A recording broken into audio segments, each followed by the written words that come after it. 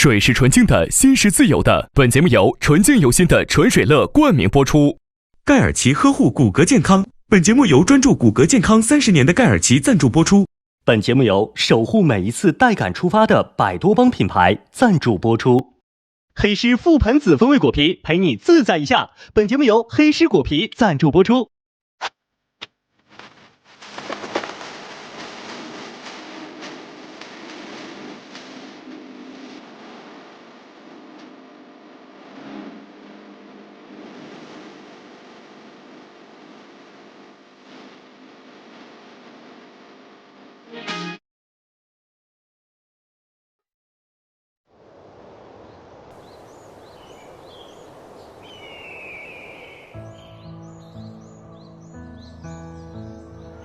李娟说，在阿勒泰，草原是绿色的，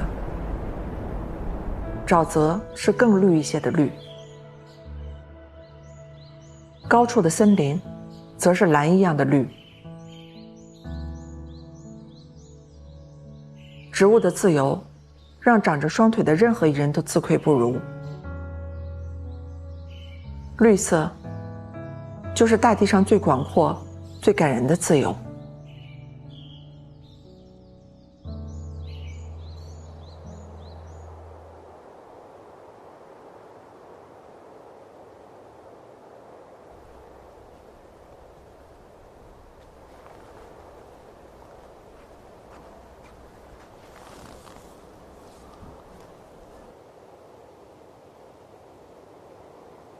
就我自己吗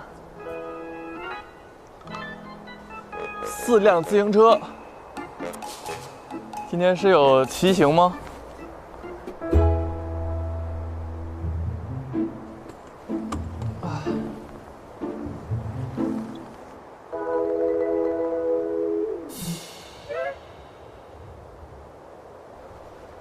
哟，你是当地向导吗？没错，早。贵姓啊？我姓司。姓司叫司机司机是吗？对。今天我是您的司机。那你坐这儿干嘛呢？我这是拉活呢，150一位，150一位。太贵了。150一位还贵？贵。今天我们可是要长途跋涉。50。那您几位呢？包车吗？包车？你中间难道还要再加人吗？咱不能这样好吗？砍一刀，就53位，就这么说定了。53位啊，可以，就这样定了。Hello， 早。我已经跟他谈好价钱了。啊，要钱吗？这当地的向导。我是这个当地的向导。好的，林师傅。哎呀，已经露馅了。那我们坐车要多少钱？坐车已经好了，3位50， 3位50啊。嗯，咱说好了，一会儿还有一个。行，对，可以。Hello， 这是我们当地的向导。哎，你好。哎，你好。他姓司，叫司机。你好。我刚收到了真正向导的信息。啊，你是冒充的小孩？真的吗？50块钱都没得挣了吧？Hello， 大家好，欢迎大家来到阿勒泰，我是这次的向导阿元，今天将带领大家骑行一条导航上没有的路线。导航上没有。铁甲公路。铁甲公路。你们可以手机上搜索铁刃课题箱。前任课题箱。提刃课题箱啊？什么？铁刃课题箱？铁热课题箱，你看一搜就出来了。铁热课题箱。看到加油站右转1公里，到达一字路牌处，我将在这里等你们。走吧。你跟前面，跟着一起啊。走吧。哟，这么远呢？多远啊？1个小时47分钟。89公里呢。你要不行，咱俩换班开。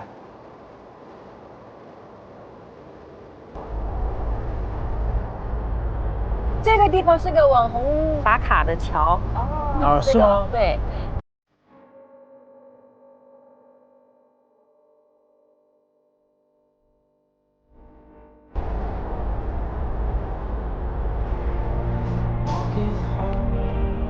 你们来过这儿吗？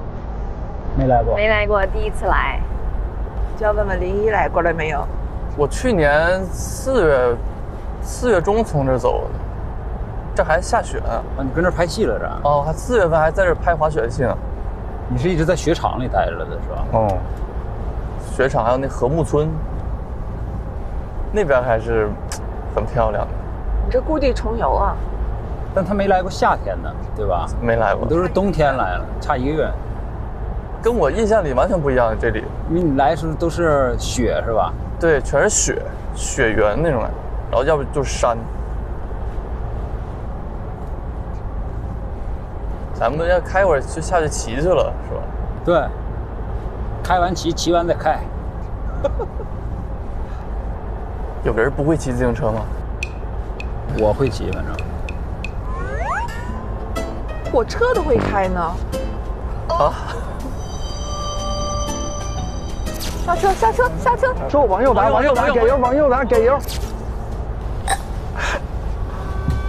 怎么就不能承认一下我的车技？你车技真的不错。对呀，你要中肯一些好吗？会开。但上次我们录完之后，我有个最大的收获。我去录节目玩游戏，什么你有我没有？我说我登上过沙漠珠峰，我就赢了。你在沙漠里开过车。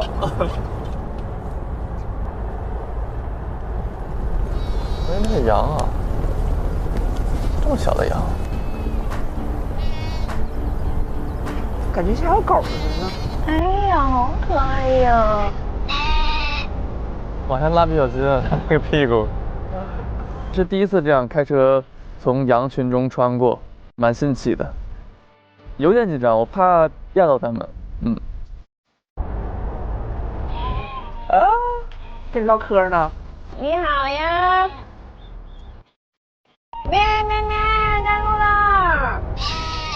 口口相传，后边有车来了。没了，没了，走。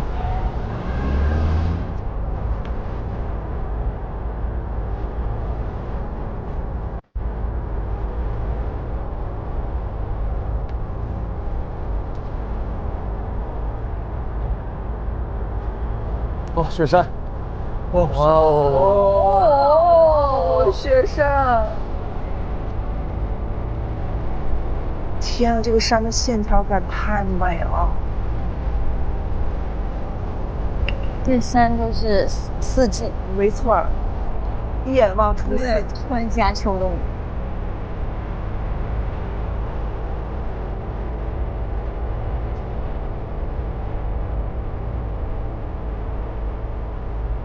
这是小鹰吗？那种那个姿态感觉是鹰。哇，哇，翱翔！哇，到了，母鸡啊！咱们那个街头暗号什么来着？加油站右转。加油站右转，找1。就这儿。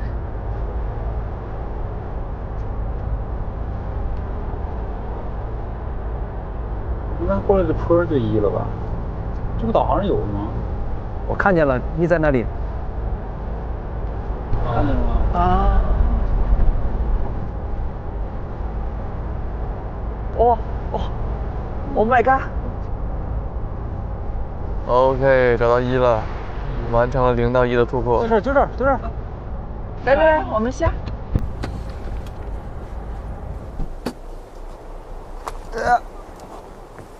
哦。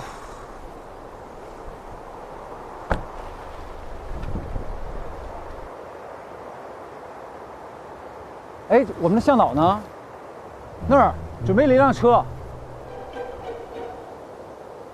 阿远，阿远，阿远，阿远，他在车上吧？你别说，你还真别说，咋了？有点冷了呢还。呀，哎呀，有狗。哦，哇塞！哇塞！哎，人呢？阿元呢？哟呵！哟呵！哦，那儿呢？哪里呀？哇！哟呵！哇！这出发了，这出发了！看看看看！哇！哇！哇！好快！哇！山地自行车吗？这是？哇！哇！哇！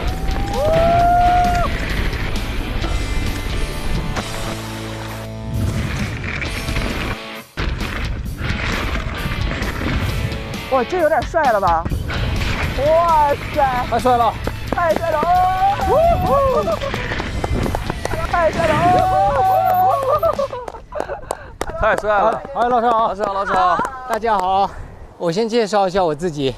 我叫阿元，是一个户外的玩家，喜欢山地自行车，喜欢滑雪，喜欢玩水、桨板、独木舟，然后也喜欢摄影。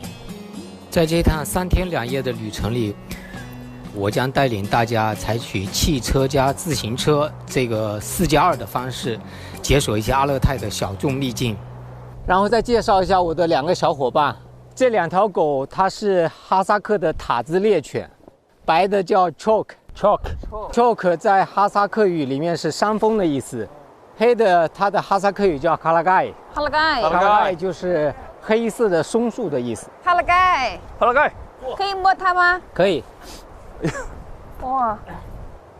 好，那个，我们先说一下户外的3个守则，我们叫3T。首先是 trip planning， 你们每次去一个地方旅行的话，你会有一些计划。你要了解当地的这个天气、气候。然后第2个 T 是 training， 就是你要有一些训练，去应对你相应的这个户外运动的项目。然后最后一个是 take the essentials， 要带上你的必需品，包括你的装备。好。好。然后大家还有什么问题？没有问题了。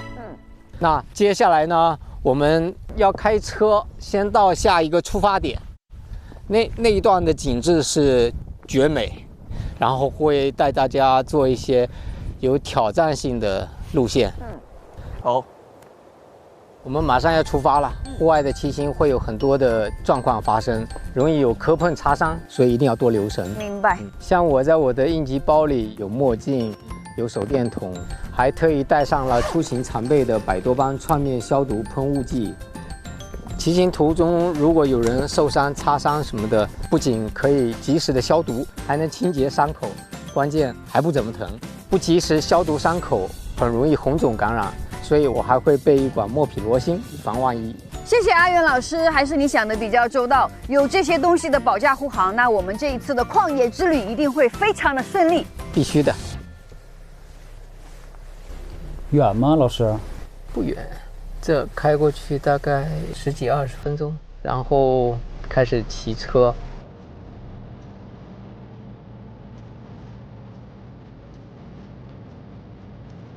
这个就是铁甲公路，是铁热克皮到贾登峪的2023年新修的一条路。哇，这块的地貌好有意思。漂亮。哇，太美了。我觉得这个地方真的是一步一堂地理课。这条路线现在游客少，基本上大家都走喀纳斯那条高速，所谓的高速。你们平时有骑行的？没有。没有啊？是公路吗？还是在越野路上？就是这种路上是吗？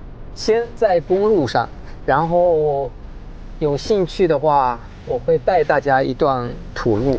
哦。我蛮期待这次骑行的。我想象中这段骑行是阳光明媚的，然后就是很直的那种公路上面骑行，看风景骑行。我经常在城里骑共享单车，我可喜欢骑了。一骑的话，正常1-2个小时。我很好奇山地骑行什么感觉。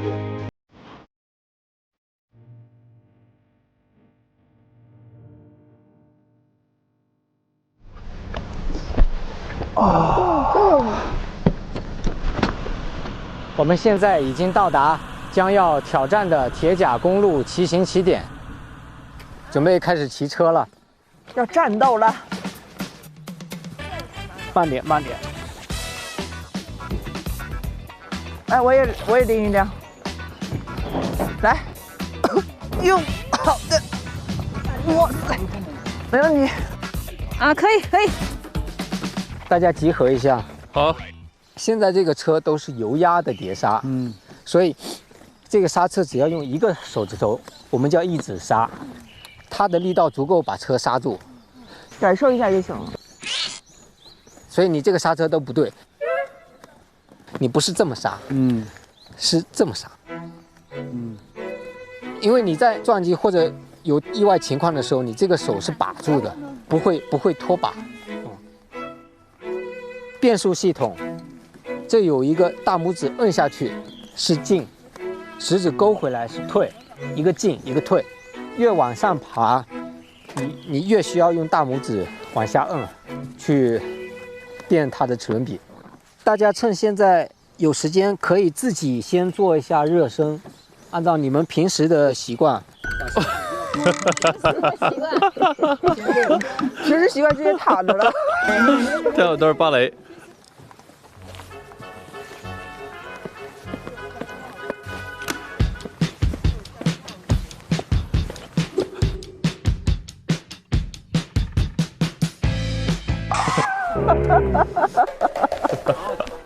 都准备好了吧？好了，出发！出发啦！走，可以走了。出发 ，Go Go！ 前面的尽量靠边起。好。哎，不错，哎，这感觉不错。太好了吧！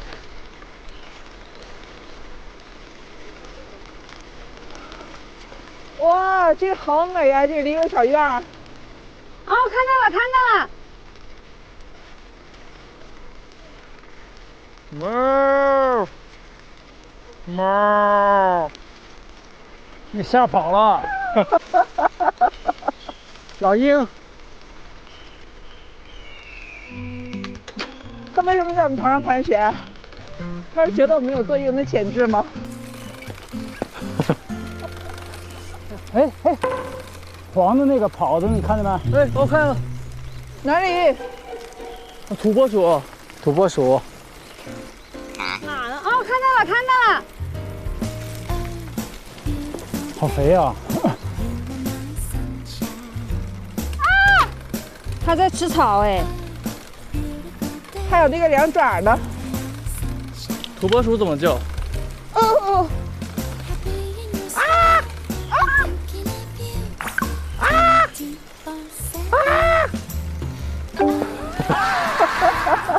好肥呀！走吧。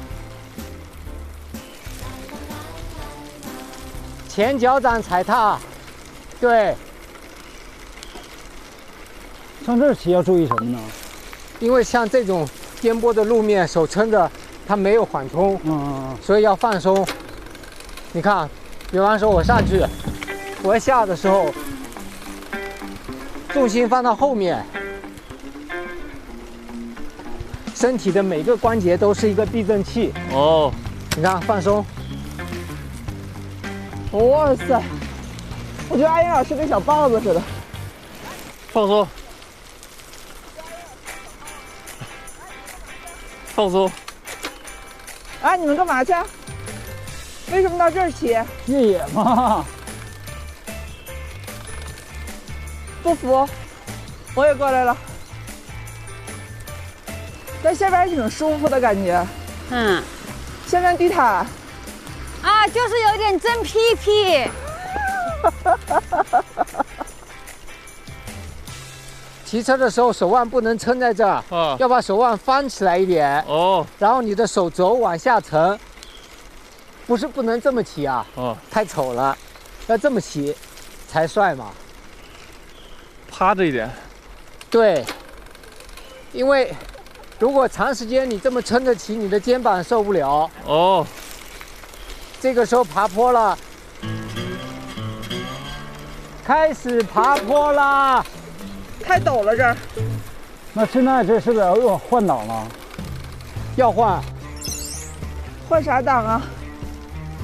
当你觉得有点踩不动的时候，右手的大拇指往下摁，眼睛不要看，眼睛看前面。明白。按了，换了个档。稍微感觉不对就往下摁。好嘞，按了。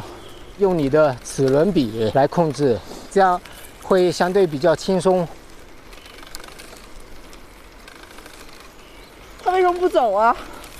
因为在上坡。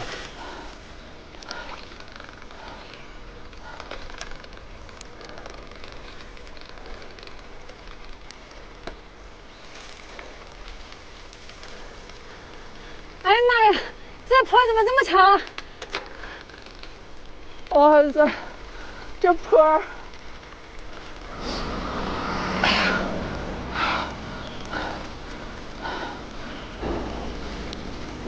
太累了，这。整条铁甲公路有非常多的爬坡路段，有的甚至是连续数公里的大陡坡。但对于我们骑行者来说，这些陡坡意味着更广阔的视野，以及更美的景色。但你们以为这样就能难倒我们吗？冲！打不倒我的，只会让我更强大。嘿嘿嘿嘿！哎呀，可以！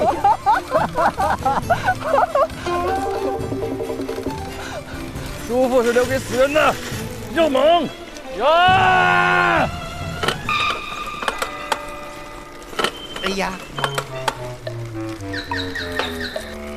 你掉链子了，林一。等一下，我看一下。对，停！你林一掉链子了。别动，不能动，我来。啊，还没完全掉，还挂着一半呢。没事，你俩先走。我俩是得先走。怎么还是上坡路？No！ 不可能！这坡更大了。我想见2只蜗牛。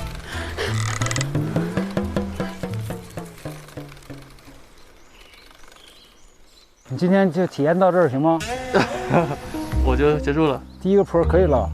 说档换没换用完了。哦，档用没了就掉链子了。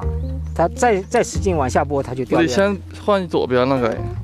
我太久没骑车了，就是那个档位有点陌生，挂的那个档太多了，超过那个档位了。可以了，谢谢。走。哎呦，哎，谢谢。妈呀，这坡挺大呀。是啊，挺难登啊。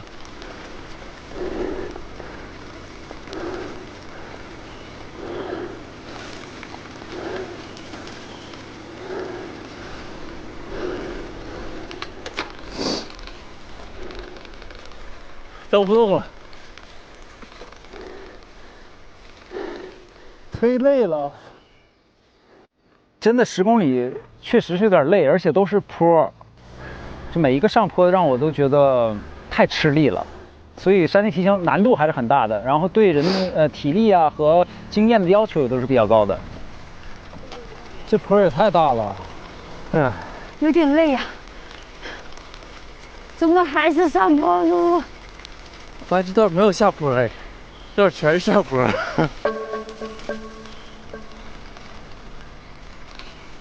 变形记，这是在玩什么极限挑战？沙漠里爬沙漠的珠穆朗玛峰，去探没人看过的洞，骑个行，还要骑海拔2000米的垭口。这有点海拔吗？这对，心率挺快。什么时候能下坡呀？到了顶就能下坡了。这是顶吗？不是。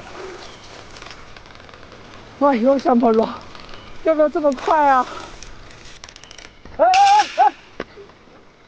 没事吧？咋啦？我是觉得不知道怎么一下没踩到方向盘一打滑。对，踩空了，因为你爬坡的时候齿轮比放到了最大。哦，有可能。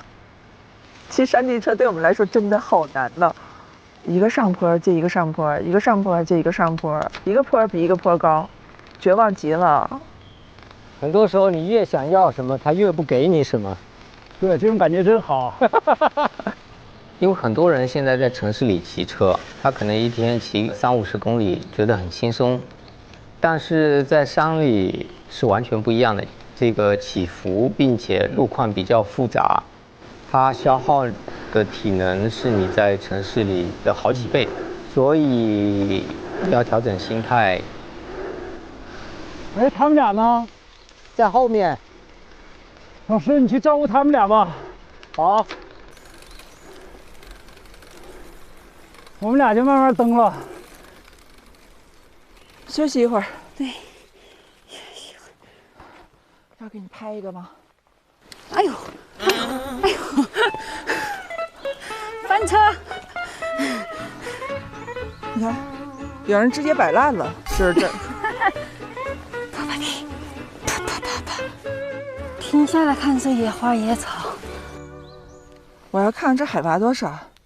哎，什么东西？天上掉了什么东西扔我？天上砸下来的是冰雹！哇，冰雹！下雨了！冰雹，下冰雹了！真的是冰雹！冰雹一粒！哎呀，走不了了，走不了了！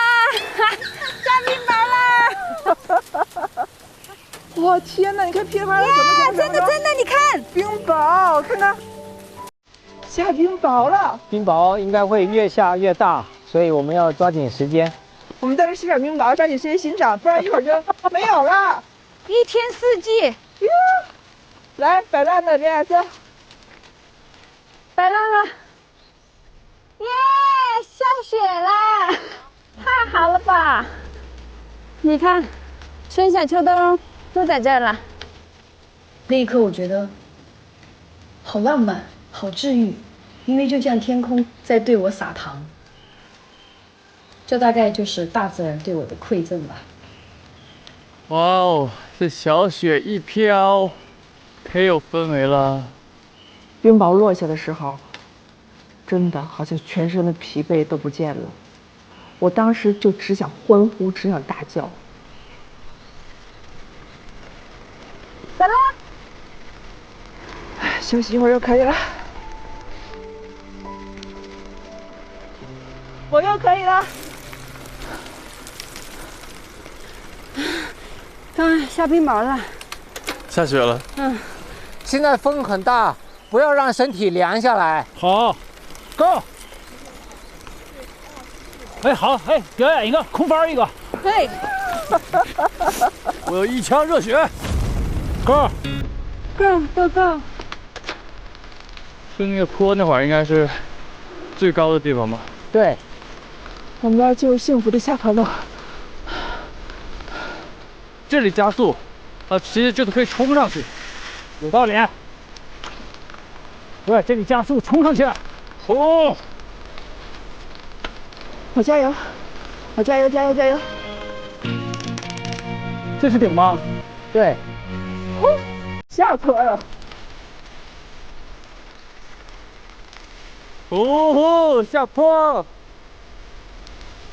注意力一定要集中。哇！属于我的好日子来喽！哇，下雪了，太好了吧！太喜欢雪了。雪中骑行，太惬意了，太舒服了，太棒了。但是我们好幸运呢，什么天气都遇到这一路上。最美的就是什么都经历了。帅！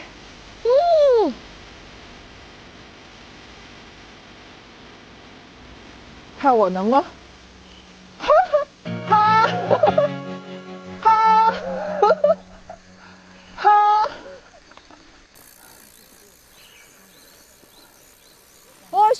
了。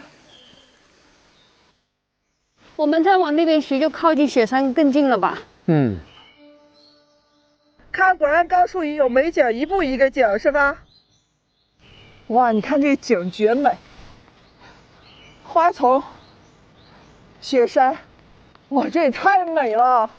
哇，江山如画，这什么条件能看到这个呀？我觉得我们运气太好了。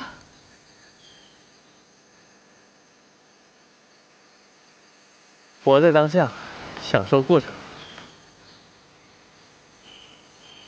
我也想尽力的、奋力的往上骑、往上爬，但是又忍不住想停下来停留，去观赏这些我从来没有见过的风景。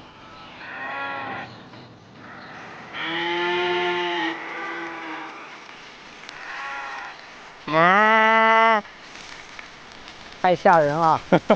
你在那里骑一下子，放牛喽！去跟牛马做朋友。加个 QQ 吧。你好，你好。哎呀，赶不上他们啦！我是牧牛人。风吹草低追牛马，并不受欢迎。我们并不受欢迎是吗？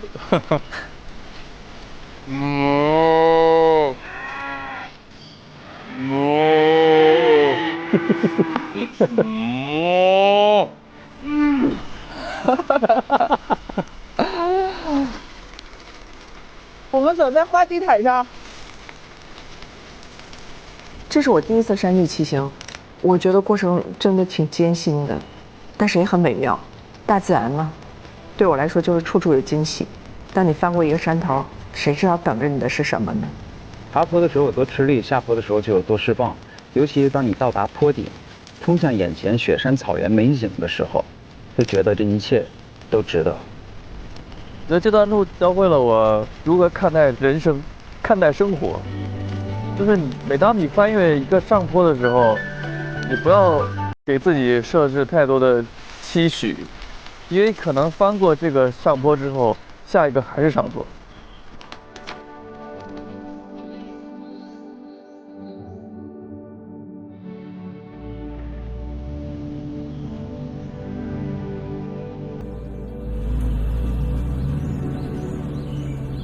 老师，我们是去禾木村是吗？对。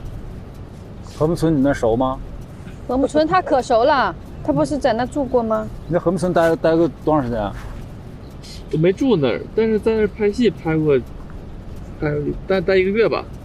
那禾木村为什么建设的那么好啊？因为它附近有滑场是吗？对啊，禾木的雪场是现在全国最牛的雪场，最好的雪场。吉格普林啊，对啊。哦，它比可可托还好。是啊，更有潜力啊。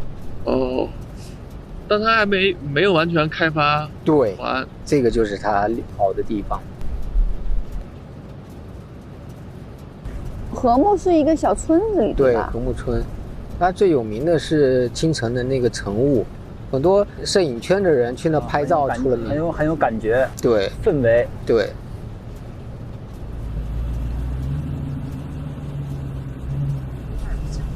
下面就是禾木了。哇！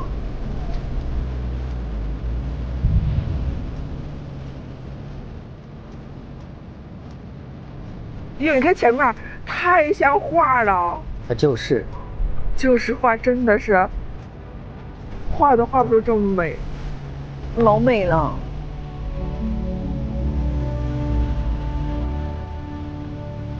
到喽。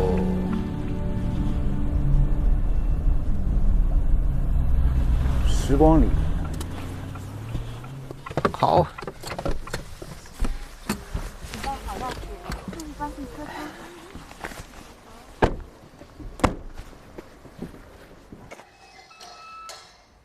Hello， 莎莎。哎呀，你来啦！好久不见。好，大家好。Hello， 欢迎。给大家介绍一下，莎莎是这的主人，好，她来自湖南长沙。大家好，长沙人啊，你好啊，老乡，你好，来里面请。这真花吗？都啊，真的，这些都是郁金香，我们去年秋天种的。都是你自己种的啊？对对对，我们这里特别冷，种了以后冬天挖了一个大坑埋在地里，然后春天再挖出来，不然的话它就太冷了，过不了冬。漂亮哦。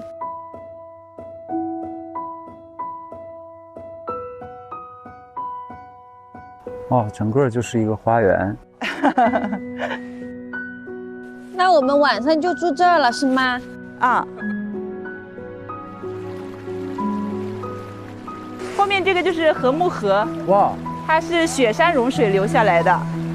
哇，那个是白桦树吗？对对对，这个白色杆子的就是我们这边的一个独有的物种，这个叫油枝桦。你看它跟很多地方的白桦树不一样，它的枝条是下垂的。哦。啊，然后到秋天的话，所有的树都会变成金色的，特别美。这个后面就是老鹰的家，你看树上全都是老鹰。哦，那真是鹰啊！对对。那这些鹰怎么长得这么小啊？这个老鹰又叫黑耳鸢，它的个头就不是很大的。哦。你们真是住在大自然里啊！啊，对呀，完全的贴近。晚上我们今天晚上就听着河水的流淌声入睡，白噪音。白噪音。啊，对呀，大家要不要先到房间歇一下？好，来这边办理一下入住。嗯，好嘞。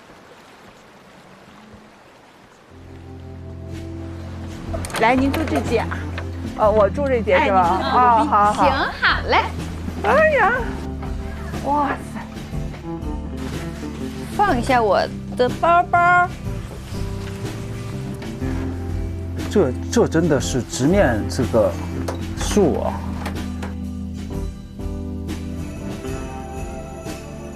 大家来坐会儿吧。好呀，好呀。那你坐那儿。我在这儿。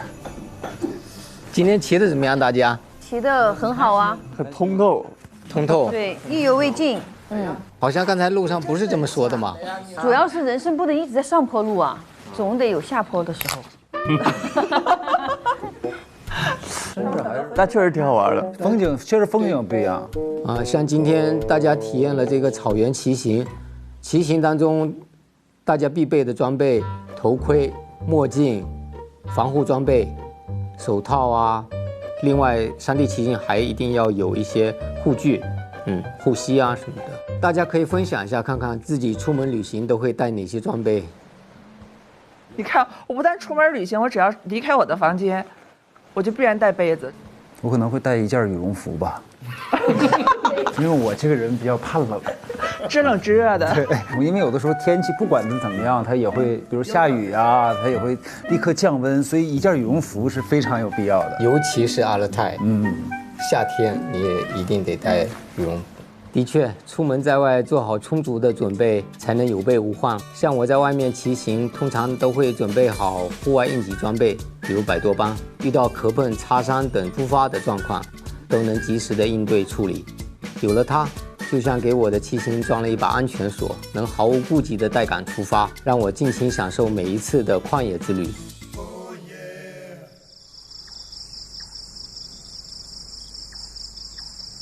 哇，有吃的了！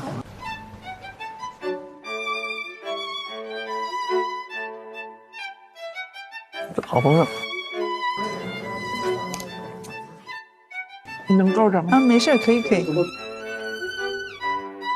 啊，这个馕好好吃啊！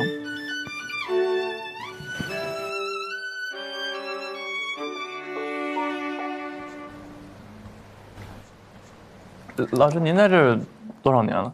我今年第14年了。哦，那您为什么选择来这儿呢？我也是，就跟阿元一样，来这里就觉得遇到的人特别好，就是美的地方很多，但是遇到就是让你觉得特别好的人，真的就是才是留下来的原因。那你什么契机来的呢？我第一次的时候就是看的那个国家地理上面有一个介绍禾木的一个书，哇，当时一翻开就被禾木的图片震撼了。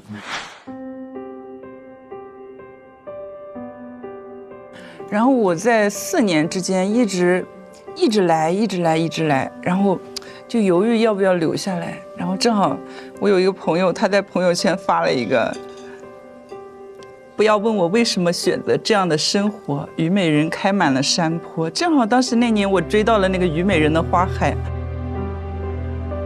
哇，一下这个话就砸到了我的心里，我就下定决心要留在这里。现在就是那个虞美人开花的季节，天山红花，特别美。这等于说改变生活的原来轨迹了，对吧？对，完全改变了。我以前是在长沙工作的。那改变之后，你会觉得最大的变化是什么？你的生命的状态？但生活真的就是完全的不一样了。但是这种事情就是最开始吧，就是最难的。其实你真正开始了以后，就什么都不是问题了，就是不停的解决问题就 OK 了。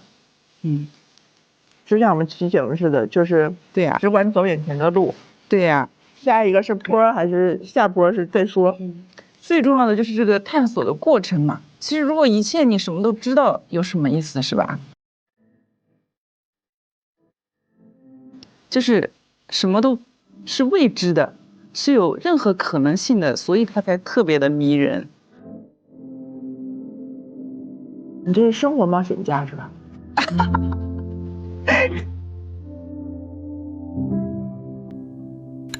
那你属于户外达人吗？不算，我们也是为了拍摄才会去搞户外的。我不像阿云老师，就是为了喜欢户外是吧？你从多大开始喜欢？小时候就调皮，从小就喜欢户外。这么多年旅行，有什么让你触动或者难忘的人和事吗？我说对我改变比较大的朋友，有一个德国朋友，我们一起出去骑车，你知道夏天骑车骑得热得不行了，就看到一个水库，啪就跳进去了，就游泳啊玩水，然后玩得特别高兴，就不断的跳，结果有一跳呢跳得太高了，所以他入水是垂直的入水，磕脑袋了，直接颈椎断了3节 ，A、B、C 全断了，捞上来就已经没有知觉了。在莫干山的医院不行，拉到上海的医院，脑袋全部打钢钉，全部固定起来，就像个机械人一样。医生都告诉我，他下半辈子就坐轮椅吧。过了1年以后，康复了。康复到什么程度？他重新参加户外运动，他一直到现在，铁三玩铁三。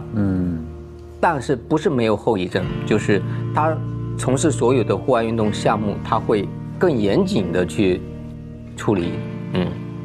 他这是奇迹吗？我们俱乐部就叫奇迹。打个广告，说的非常对哦，说到点子上喽。bingo。我们的 slogan 就是每个人都是一个奇迹。其实，在座的很多时候，你想一想，你是不是个奇迹？就很多时候，确实冥冥之中，它就是一个奇迹，超越了科学的认知。我这只胳膊断过，就是在崇礼飞跳台摔断的。当时我做手术全麻，做神经的手术，我当时想的就是，我要是能再骑车，可太牛了。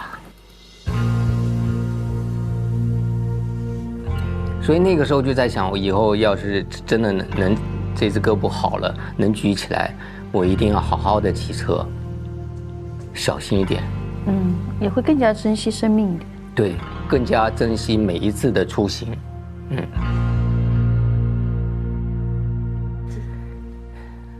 没有掌声，吃块肉吧。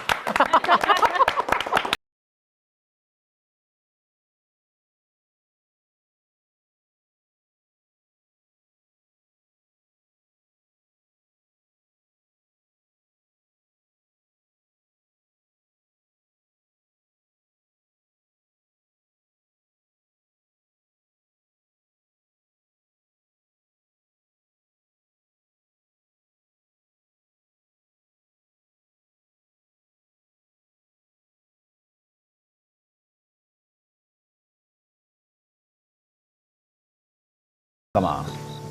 明天我们自由活动，大家好好感受一下禾木这个小村庄。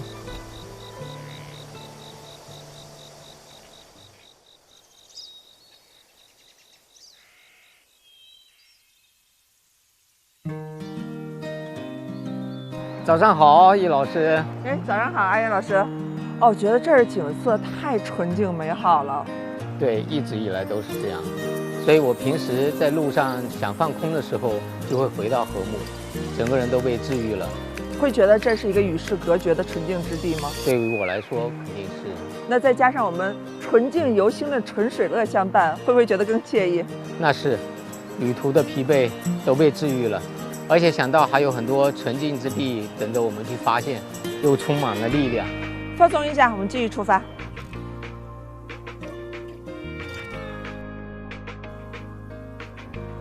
叶老师，我们准备去追花啦！好嘞。今天天气太好了。哇塞！我开车。来吧。好，走吧。哇，今天天真的不错，天气好，心情就好。就是。赛赛，你怎么那么喜欢花呢？我看过喜欢植物的人，然后喜欢花的人我也见过，但是真正的去追花，而且为了追花改变整个的人生轨迹的人，你真是头一份儿。你太神奇了，你对我来说是个神奇的存在，你应该对很多人来说都是神奇的存在吧？我觉得植物在自然里面是最自然的。你说的太好了，你就欣赏它这一刻就可以了。我觉得追花的意义可能就是在于你在最恰当的时间、最合适的地点，看到了这朵花最美的那一刻吧。那你会受什么样的一代，比如文学或者文艺作品影响呢？因为我觉得你又浪漫，但是呢又不止于浪漫，又很哲学。我觉得我是个比较实用主义的人哎。那生活的哲学跟智慧。我的有一个表舅，他们家是那个出版社的，所以在他那里看了很多关于植物啊、动物的书。现在还记得我看的第一本书。就是关于这方面的，叫《南美洲奇遇录》。这本书我翻来覆去看了几十上百遍，因为从来没想过，原来在世界上遥远的另外一个地方是跟我们完全不一样的，就是不一样的植物、森林、动物都完全不一样，人也不一样。你看，我们眼前出现了另一个世界。哇！我感觉都是另一个维度，我该忍了半天，你知道吗？我也是，我都不知道我是看前方开车还是看旁边的雪山了。我刚压抑那个啊一声的，我都压抑的心脏都难受，你知道吗？哇，你看太漂亮了！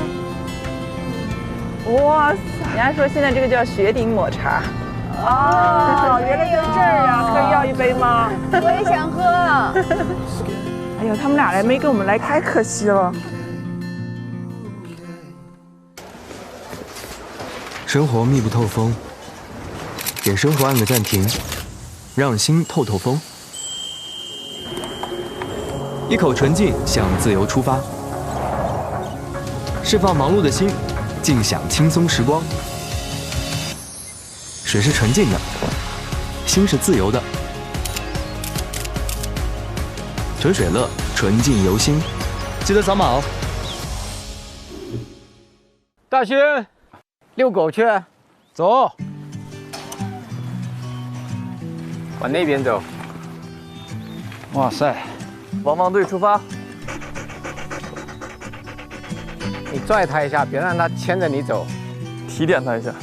你这他提点行，没准你提点回头给你走。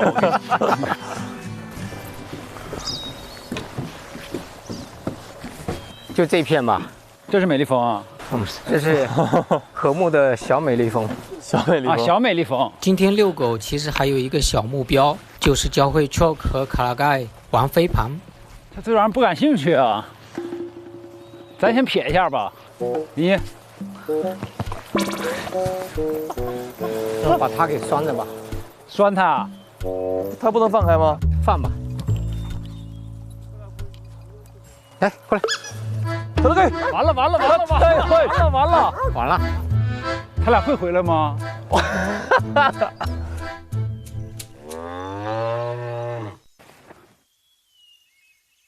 不是拴狗去吧？腾飞，你不会你一去他们又跑了吧？那不好说。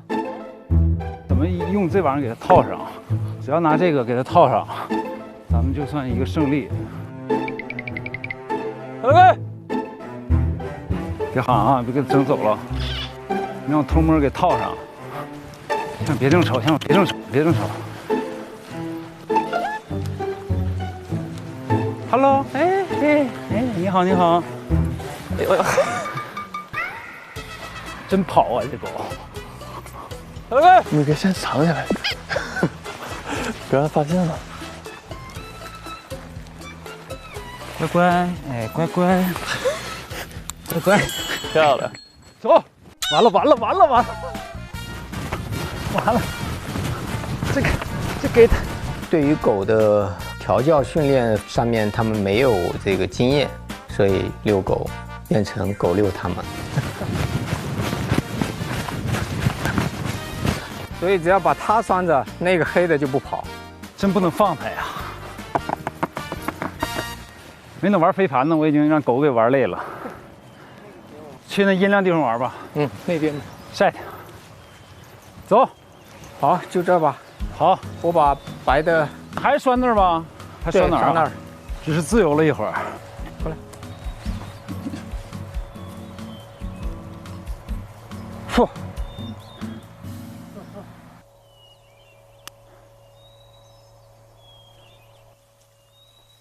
飞盘呢？这儿你们玩吧。我不会，是怎么玩啊？就来回丢，就像传球似的。可以3个人。你看他对他感兴趣了，传，有点意思啊。哎，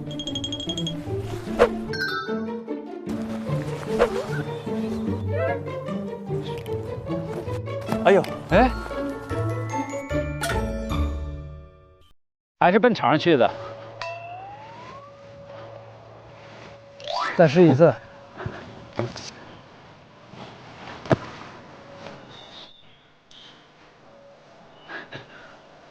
是这么玩的吗？是这么玩的，就离远点儿。来，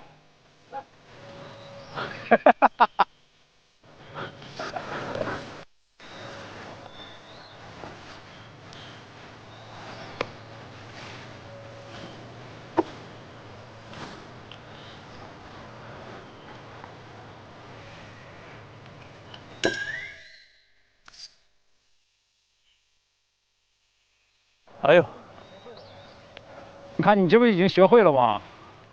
跟小时候这个丢沙包有点像。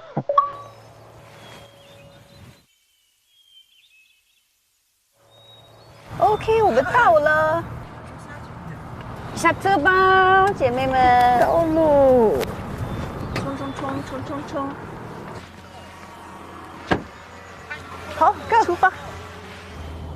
这个里面还有一个小村，叫博伊呆，还有一个小村儿。这个博伊呆里面很有意思。现在你看那些树，它其实有不同层次的绿色。到了秋天，它会变成大红色。大红色啊？真的超美。到秋天的时候是吗？对。好想有这样的一个大花园啊！好想拥有一片森林啊！我想要这样的，里头有山有树，然后有绿植，还有金莲花，还有雪山。我只想拥有一匹野马。然后我在里头就是一匹野马。我们从那个坡上下去。好，这正好有个小路哎。这应该就是像李娟书里面写的那样的羊道啊、马道什么的。很多年前看过李娟那个《我的阿拉泰》嘛，结果这次的时候我在想说，哎，我都忘记这情景了，我就在飞机上带着这本书，我在飞机上一直看，看完之后，你知道下了飞机又对阿拉泰机场，我就觉得说这个地方我太熟悉了，我在这已经生活了很多年，这属于我的家乡，太棒了！看书就是这样，可以把你带入别人的生活。是啊，是啊。这个藜芦，你肯定见过。见过，我家楼下有。啊？小区里有。小区应该不种这个，可能不一样。我说你们见过，是因为这个东西有一张非常有名的图片，就是那个以前那个 Windows 系统的那个屏保。哦。你从顶上往下看那个角度，就是它的拍摄角度。我看看。哦。这个线条很有趣，你这么一说。哇塞，只有你这么喜欢植物和花的人才会那么仔细看吧？一脚一朵花，走花路呢，这是。太美了。你知道在这除了说太美了，还能说什么呀？就是绿草和雪山相映成趣的那个感觉，然后还有一片花海，我们就真的是在走花路，那感觉太奇妙了。当我看见雪山脚下那片绚烂的花海的时候，控制不住的就会朝着那片色彩当中飞奔而去。你会看到风吹过的地方，那些万千野花野草，一层一层一层，如海浪一般的涌向雪山脚下。那一刻，我也希望自己能够在这片旷野当中做一次野孩子。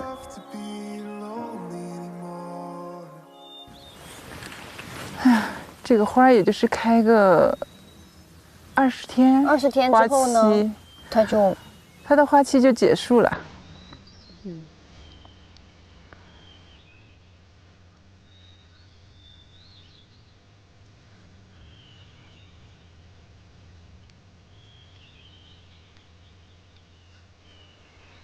就跟人一样，人家说人也有花期，人也有花期，对呀。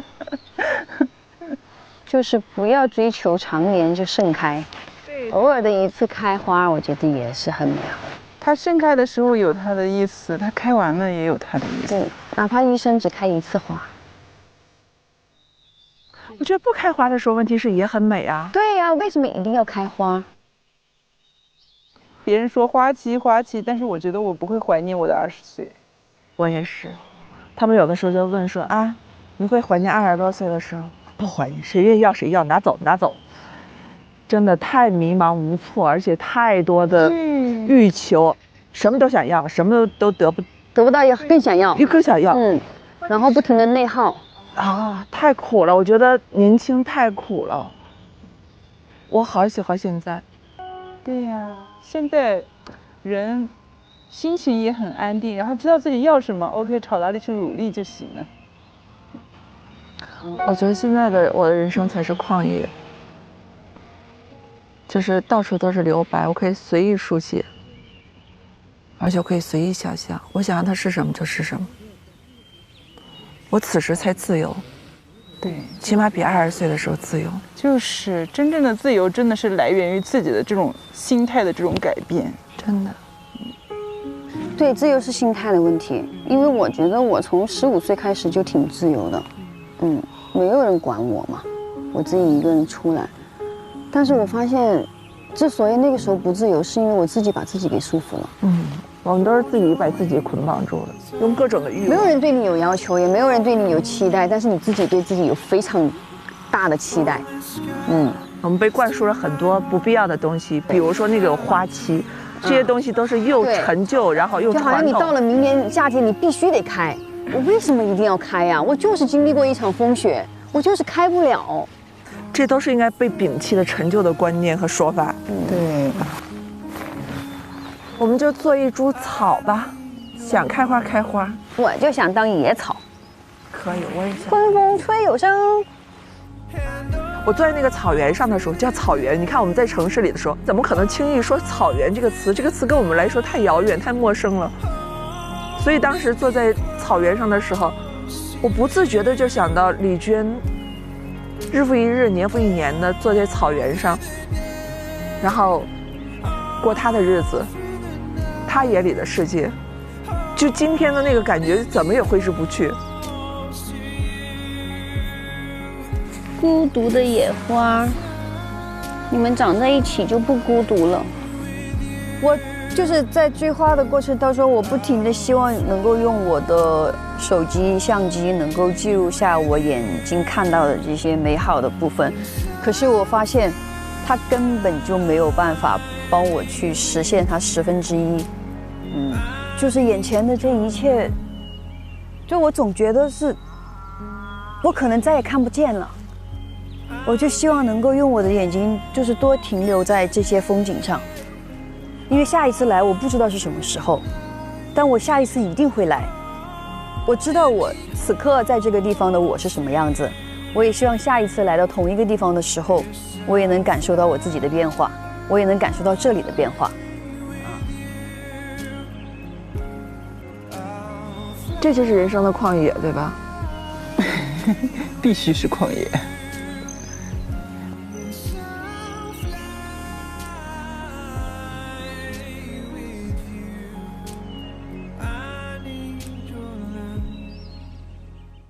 苗苗老师有新任务喽！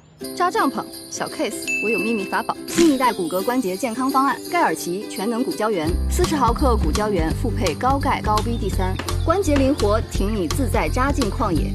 完成。关节柔韧，挺你追寻心中热爱。关节有力，挺你托举幸福时光。盖尔奇全能骨胶原，呵护骨骼关节。水是纯净的，心是自由的。本节目由纯净有心的纯水乐冠名播出。盖尔奇呵护骨骼健康。本节目由专注骨骼健康30年的盖尔奇赞助播出。本节目由守护每一次带感出发的百多邦品牌赞助播出。黑狮覆盆子风味果皮陪你自在一下。本节目由黑狮果皮赞助播出。这就是我美丽峰的家。这不是世外桃源吗？人间塞尔达。骑过马吗，姐？第一次吧，加，嘿 ，Go Go。对，就这感觉，太舒服了。让我们红尘作伴，策马扬鞭。这，哇！接下来我们骑的这段路基本上是下。哇塞，太刺激了吧！哎呦啊！我们走在花地毯上。终于到了喀纳斯地区，真的很壮观。接下来去玩桨板吧。哇，在光里的感觉好好啊！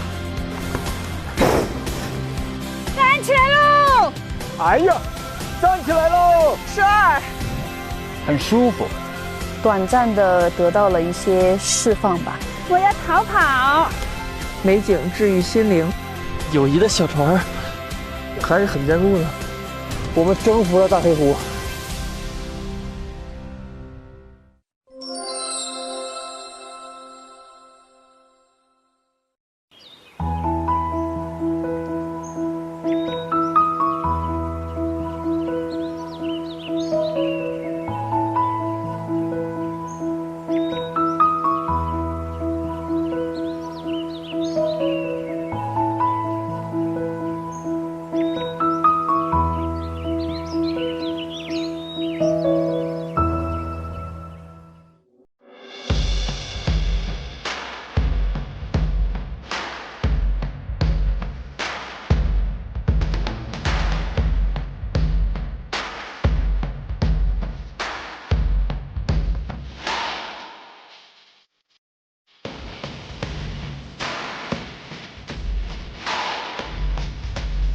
上微博参与旷野星球话题讨论，分享你的观后感。更多精彩内容尽在新浪娱乐、微博综艺、新浪综艺。下载网易新闻，看节目，更多有料资讯。上新浪新闻客户端搜“旷野星球”看节目，更多精彩内容，百度一下你就知道。上百度 APP 看百度热搜 ，get 更多热点内容。上知乎搜“旷野星球”，解锁更多精彩讨论。感谢独家中文百科合作平台百度百科。上百度搜索“旷野星球”，精彩内容尽在百度百科。